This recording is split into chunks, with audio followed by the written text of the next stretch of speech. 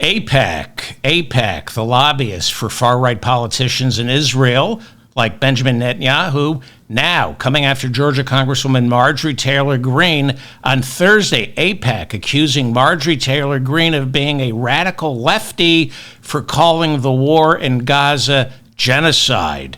AIPAC issuing a statement that said, quote, "You expect anti-Israel smears from Rashida Tlaib and Ilhan Omar, but now Marjorie Taylor Greene has joined their ranks, spouting the same vile rhetoric and voting against the U.S.-Israel alliance." Israeli Prime Minister Benjamin Netanyahu telling Fox News he now plans to occupy all of Gaza. Netanyahu saying he has no intention of keeping Gaza for Israel, but will send more soldiers to fight inside there until Hamas is completely eliminated. Satellite photos now show Israel preparing for a massive mobilization inside Gaza, where more than 60,000 Palestinians, half of them women and children, have died since war broke out. According to the United Nations, in July, 25% of Palestinians living in Gaza are experiencing starvation. Last month, a total of 9 rockets and/or projectiles were fired from northern Gaza into Israel, with all of them either shot out of the sky or landing on unpopulated areas.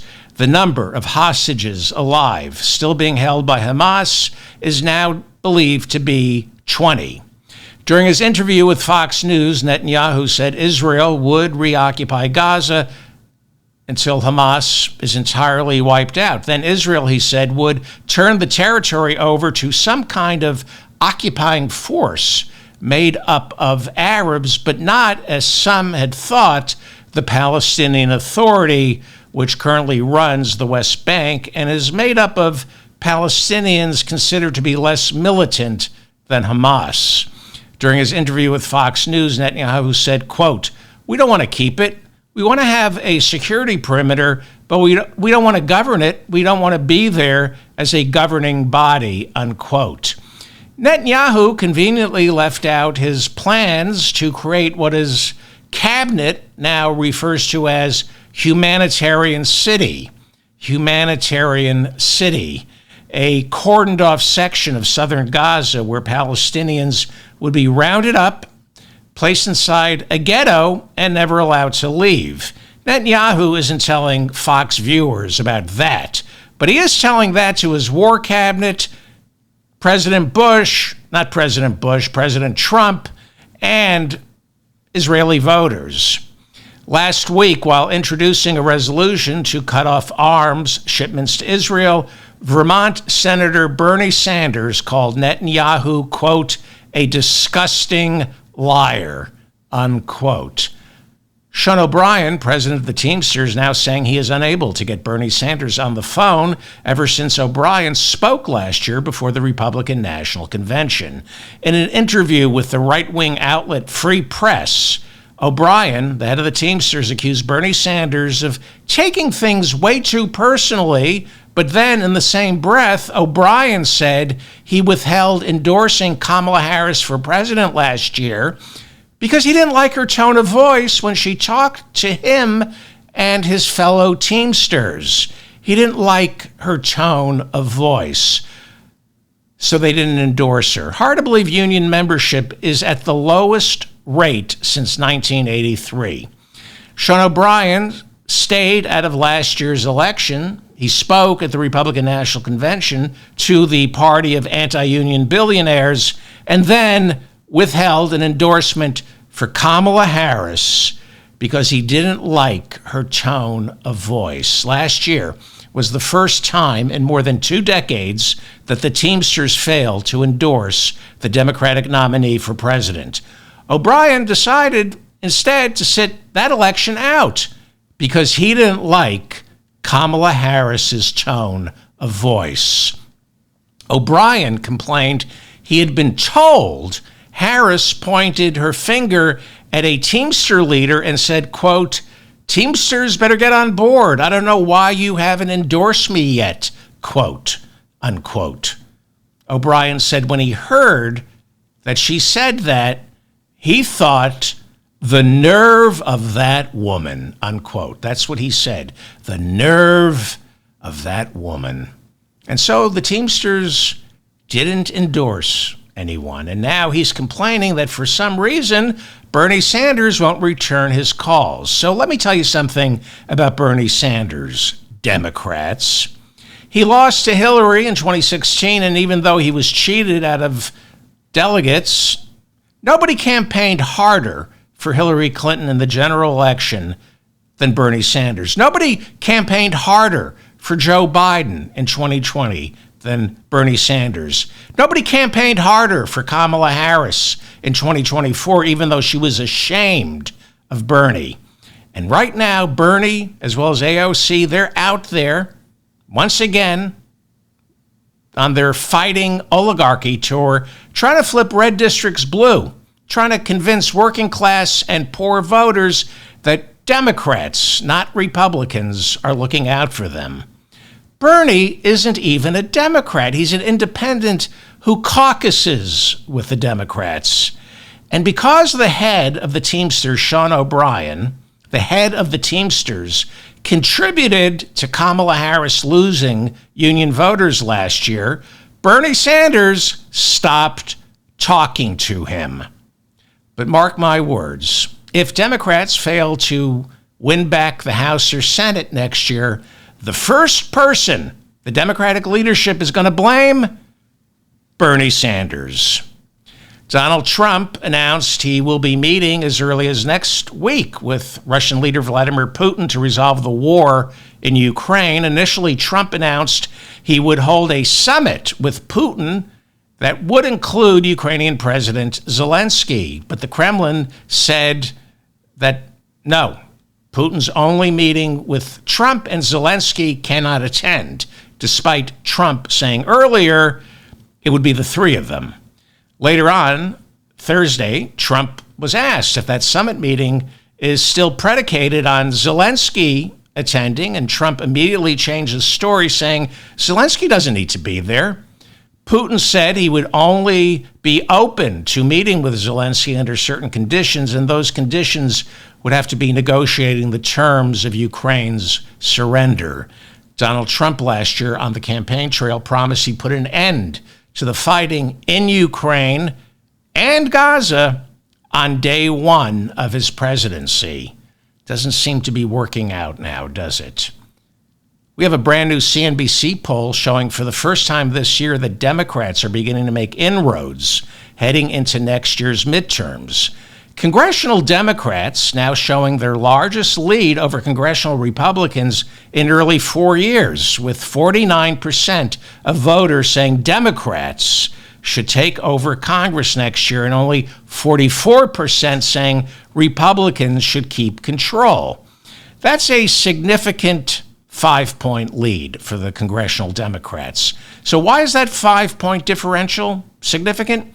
The midterms are about control of both the Senate and the House of Representatives. I'm only going to talk about the House right now because everything going on in the news about Republicans rewriting the electoral maps, that's all about the House, not the Senate, okay? So, longtime listeners to my show know that because of Republican gerrymandering, Democrats in generic congressional polls need to score higher than 3 percentage points nationally for that to translate into a wave that flips enough individual districts blue.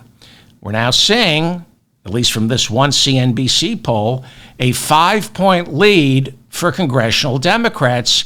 And what that could suggest, for the first time this year, what that could suggest is that enough voters are beginning to feel buyer's remorse over Trump and the Republicans. On yesterday's program, I went into detail on how Donald Trump is demanding Republican-controlled states begin redrawing their congressional maps in the lead up to next year's midterms in order to stack the deck in favor of Speaker Mike Johnson retaining control of our House of Representatives. Again, this has nothing to do with the Senate. This is all about drawing maps to carve out new, reliably read congressional districts, because right now, Republicans only hold a razor-thin 3-seat majority. Historically, the party of the president loses on average 20 to 25 seats in the midterms. Democrats only need to flip 3. And now, with congressional Democrats showing a 5% lead going into the 2026 midterms, at least according to this CNBC poll, this could, let me emphasize, could spell trouble for Mike Johnson and his fellow Republicans in the House of Representatives. And remember, if Democrats win back the House of Representatives, that's the end of Trump's presidency, as well as his ambitions for a third term. I'm not saying Trump will go quietly, because he never does, and he's not going quietly right now. He's already doing everything he can to steal the 2026 midterms. He is in a relentless pursuit to tilt the map in his favor for next year.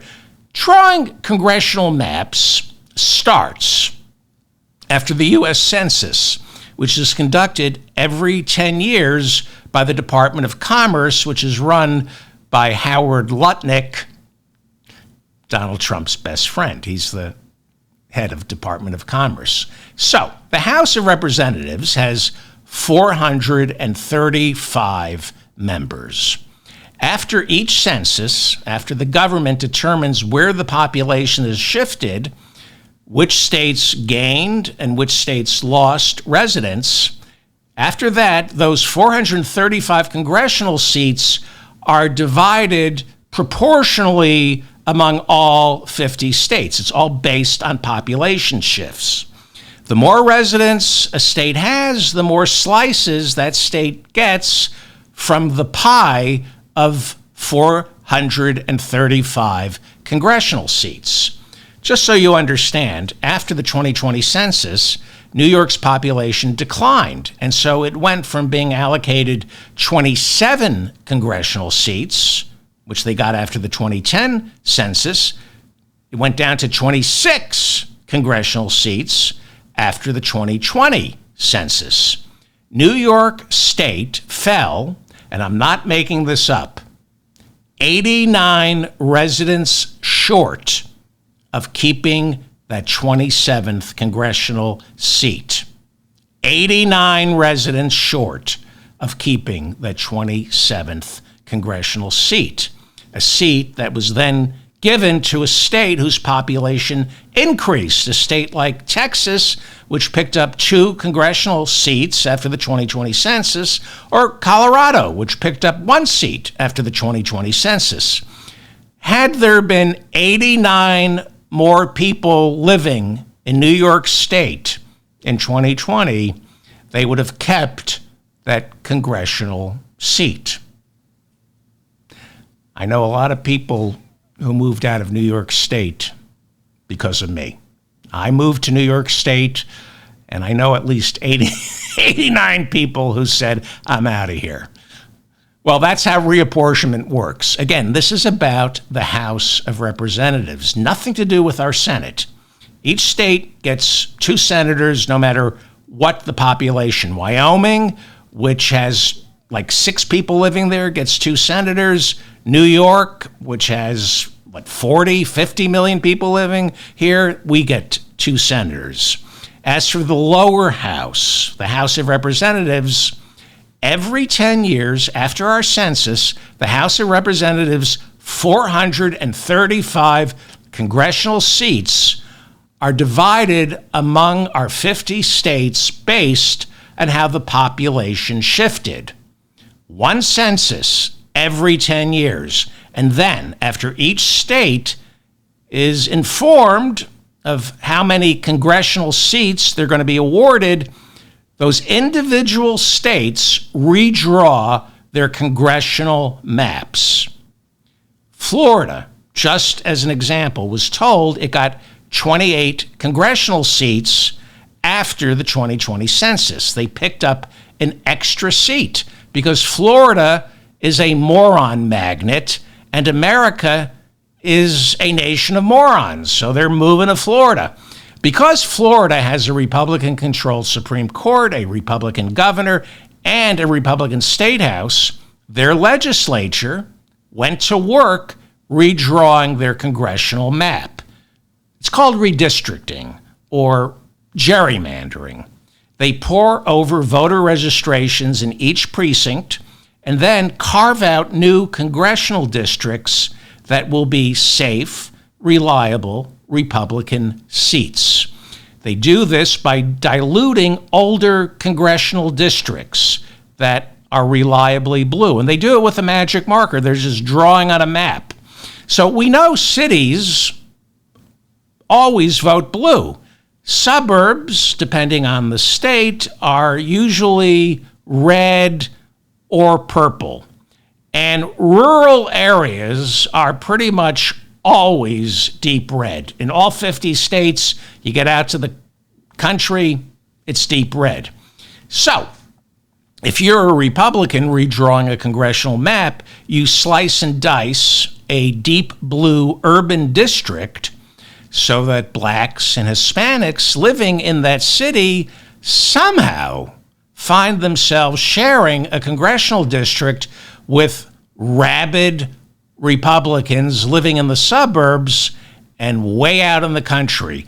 And those blacks and Hispanics are outnumbered by the rabid Republicans. That's how you gerrymander. So they're sharing a congressional district, but they're not exactly neighbors. But according to this new congressional map, they live harmoniously together. Their kids date. They all go to the same school together. Well, that's what gerrymandering is. That's what redistricting is, reapportionment. When a party has veto-proof control of both the state house and the state courts, they rewrite congressional maps to increase the number of representatives their party sends to the House of Representatives. We have a lot of foreign listeners, so let me just explain, clear up a little confusion for you. Congress, you're looking behind me, you see that? That's called Congress. For my foreign listeners, Congress is both the House of Representatives and the Senate. If you're a member of the House of Representatives, you're called a congresswoman, a congressman, a congressperson. If you're elected to the Senate, you're called a senator. And that's why people get confused when we talk about Congress. Congress includes the Senate and the House of Representatives. So both chambers combined are called Congress. But a congressperson is a member of the House of Representatives. They are not a senator. And this is what you're reading all about Texas and the redistrict. It's all about control of the People's House, the House of Representatives, which our founding fathers came up with as a main line between the citizens and Washington, D.C. It's the People's House. It's the most powerful component of our government. Now, one aspect of the census that drives Republicans crazier than they already are is here in America, when we do the census, we count people who aren't citizens. We count people who don't vote, who can't vote, but they are still counted as part of our population. And that means when divvying up those 435 congressional seats, these people who aren't citizens are counted. The idea is they don't get to vote, but they are still entitled to representation in the House of Representatives because it's the People's House. Republicans hate that congressional districts are allocated based on the entire population of the country, which means non-citizens are treated equally as regular citizens. And Trump is trying to squeeze all the blue out of our congressional maps and just leave them red. That's the plan. He knows that if the census only counted citizens, then there would be fewer blue congressional districts. They want to get rid of all blue districts in this country. That's why Trump announced Thursday he's ordering a brand new census. There's only supposed to be a new census every 10 years. It's unprecedented. But we know from January 6th, nothing stops this turd from stealing an election. Trump said he has ordered the new census to only count citizens, only people who can vote. I guess you're not going to count children? 15% of the population here in New York City, not citizens. Same goes for Los Angeles. 15% of Los Angeles, not citizens. Chicago, 11%, not citizens. Our founding fathers believed while these people shouldn't be allowed to vote, they're not citizens, they are entitled to representation in the people's house, so they should be counted in the census. Now, see what happens if the census only counts citizens who can vote? A deep blue city would automatically be apportioned fewer congressional districts.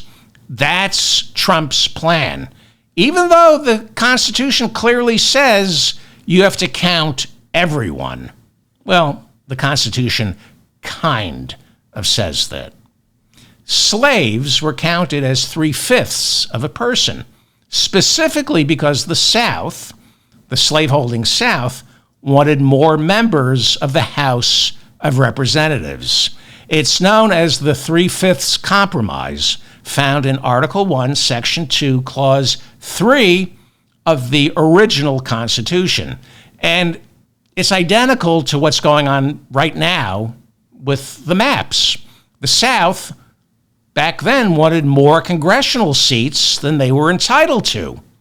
Slaves who were not citizens, according to the Constitution, would be counted in the census as 3/5 of a human being when determining the population of a state to ensure that southern slaveholding states would have their unfair share of members of the House of Representatives. Again, there's a set number of House seats divided at that time among 13 states. The more people a state has, the more members of the House of Representatives it is entitled to. But the slaves were not citizens. They didn't have the right to vote, just like women and children. But our founding fathers said, count the women, even though they can't vote, count the children, even though they can't vote, count the people who don't own property because they can't vote, and count the slaves as 3/5 of a human being. So a state like Georgia had about 60,000 slaves when the Constitution was ratified. Because of that 3/5 compromise, the census counted 36,000 of those 60,000 slaves as part of Georgia's population, which back then was just enough people for at least one extra congressional seat in the House of Representatives. Again, 60,000 slaves in Georgia, they can't vote, but in the census, they were counted as 3/5 of a human being, which means 3/5 of the 60,000 slaves would add 36,000 people to Georgia's official population, and that entitled Georgia to at least one additional congressional seat, because even though the slaves can't vote and are not citizens, the Constitution claimed they were entitled to representation, but that wasn't why. They just wanted to give the South more power. They didn't care whether or not the slaves had any they didn't have representation. So Trump is messing with the census to create so much confusion going into next year's midterms, it could take months for the courts to decide who won. It's a repeat of what he tried on January 6th, the Green Bay sweep. Throw everything at the system, create chaos, uncertainty, flood so much garbage into the system that the Supreme Court, with its 6-3 Republican majority, ends up deciding the outcome of our midterms. That's the plan. So, Trump is doing everything possible to steal the 2026 midterms. It's not just demanding states like Texas rewrite their maps. There are reports he's even had his Justice Department meet quietly with Texas Democrat Henry Cuellar about switching parties in exchange for Pam Bondi dropping Biden-era criminal indictments charging Cuellar with accepting bribes from foreign governments. Now, this isn't I talked about this on yesterday's show. It's not the first time this year that the Justice Department has done something like this. They met with the mayor of New York's Homan, met with the mayor of New York City, Eric Adams, and Adams agreed to cooperate with ICE in exchange for his charges, his indictment, getting dropped.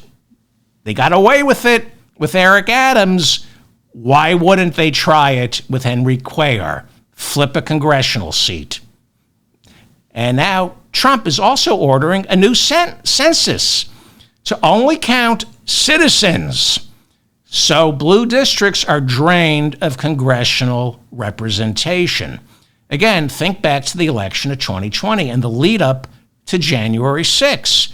Donald Trump looked for every opening, every loophole, every possible crack to steal the election from Joe Biden. When all of that failed, he turned to violence.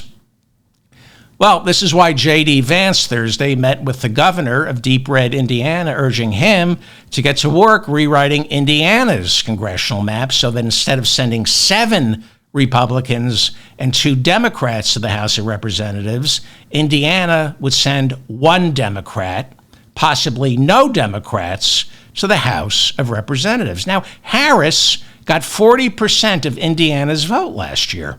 Democrats, believe it or not, Democrats do live in Indiana. 40% of them, of Indiana, voted for Kamala Harris. But Trump wants Indiana to have 0 representation in Congress. 0. The 2 senators are Republican, and he wants all 9 members of the House of Representatives representing Indiana to be Republican. Even though 40% of Indiana voters went for Harris last year, they would have 0 representation in Washington if Trump gets his way. They'd have 0 representation, but they'd be taxed. They would literally have taxation without representation. The Republican governor of Indiana, Mike Braun, reportedly left Thursday's meeting with J.D. Vance lukewarm on the idea of redrawing the map in order to deny Democrats of any representation. Indiana Democrat, that's the plan. Indiana, just to disenfranchise 40% of Indiana's population.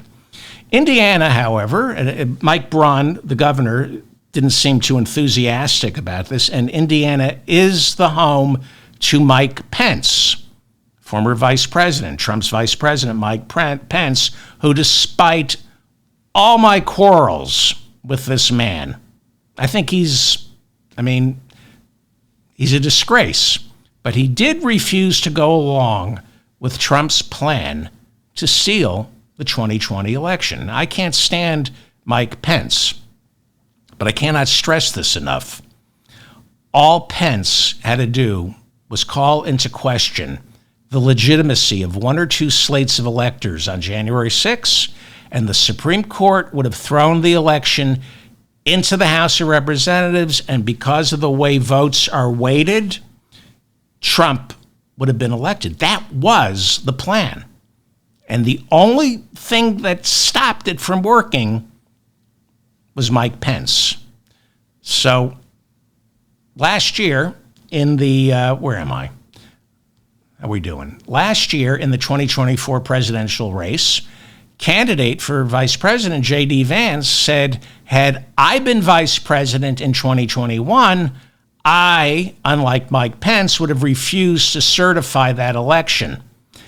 Even after, he was asked, even after the insurrection, he said, yes.